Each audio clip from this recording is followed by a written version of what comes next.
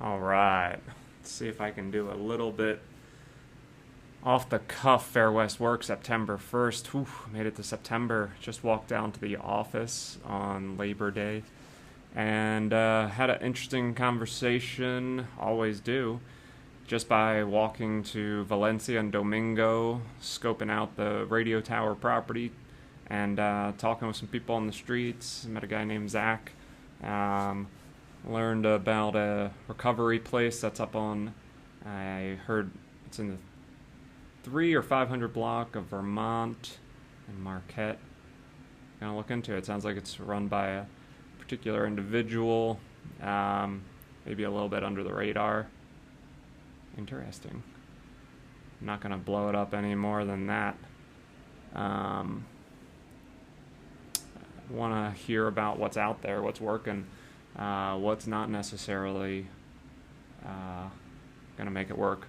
The reason this was mentioned is because of the safe outdoor space concept. When if I walk up to a group of people who I don't really know and just start talking at them, asking, oh, for example, today, have you seen anybody go into the property? And then they said they actually were like pretty cooperative, and then I started introducing myself. We just struck up a conversation, and of the, I don't know, 6 to 8 people that were there, maybe 4 to 5 of them were involved in the conversation. The others were just, some were sleeping on the sidewalk, some were painting their toenails in a tent. Don't know if they're listening. Had the conversation of safe outdoor spaces, what they thought about it. They brought up security concerns, like people who are in there, they and are participants in safe outdoor space. They're going to follow the rules, but what about people who know this exists and want to come by and just mess with it?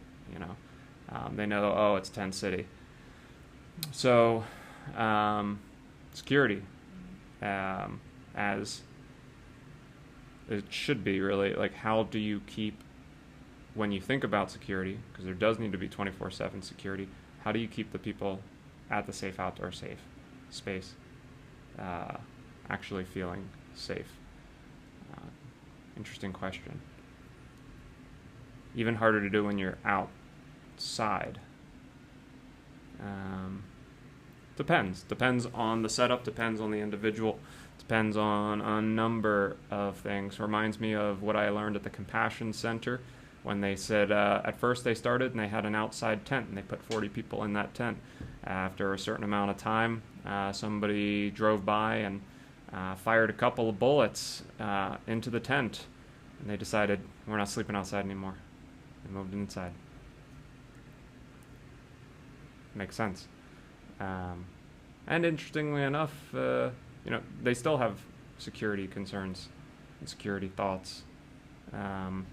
And need to protect the security and create security for their community. So at times there can be this feeling like 24/7 security. It's going to cost so much. Cost is one factor that needs to be considered, but also effectiveness. It needs to be effective. And who are you trying to, what does it mean to be effective? Are you maintaining that sense of security for the residents? And then the wider impact of it, if you have security at your property, that doesn't necessarily mean that you're creating security for the property next to you. Better if we coordinate these types of efforts, and so that kind of community outreach, not necessarily doing security explicitly for others, but recognizing that security is a more community-wide endeavor. And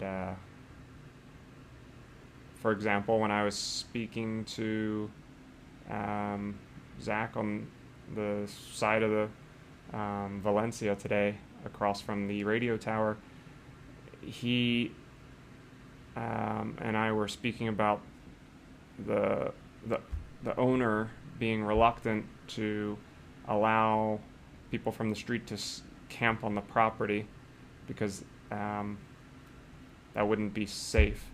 And I think Zach was I'm being redundant again. This video is rambly, 5 minutes, and I gotta go soon.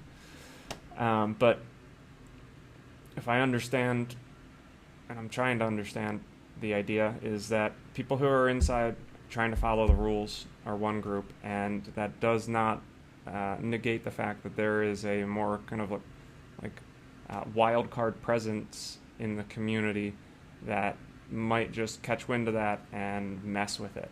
And because of the fact that you're outside, it's easier, you have fewer physical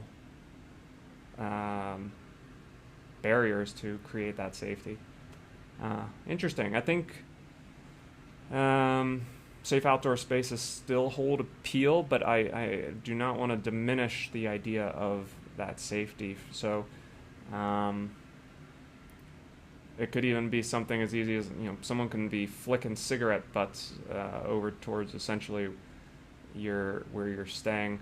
It's possible anywhere, so you got to keep your eyes peeled. But if you hear something hit the wall of the room that you're sleeping in, aka the tent, and that happens periodically, that doesn't make you feel safe. Or if the wind blows real hard and everything's a flapping, and that's just unpleasant. And if you're already not having a history of feeling all that safe, so the outside aspect of a safe outdoor space is hard to manage. It is hard to create, I think. It's just hard to live outside. But it's an interesting compromise of outdoor living and safety in the urban layout. I think could be augmented by extra layers of privacy screening, more walls. I definitely like the idea of adobe walls. Really having some windows too, but like making sure access is through certain points, and that you can feel a sense of safety when you come home to your living situation, even though it'll be like you have X number of roommates, however many tents might be in that same area, but you should be able to kind of have an understanding of who they are and feel safe around them. It's part of the thing too. It's not just a place to be. It just has to be involving some type of community participation and community creation. All right. A little bit of things that I felt and saw from the street. Anything else? Let me think. Guy who drove up in his car stopped. I said hi, and he sped away. And I looked at the group. This happened with the group of people on the sidewalk, and I said, "That was weird. What was that?" And I said, "It's a John looking for somebody we didn't see." This guy was driving insanely poorly, just respecting stop signs ish, but just speeding and swerving and being looking a bit out of control.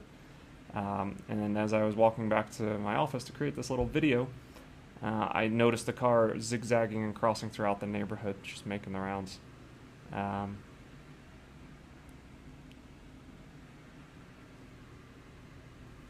Heads up out there.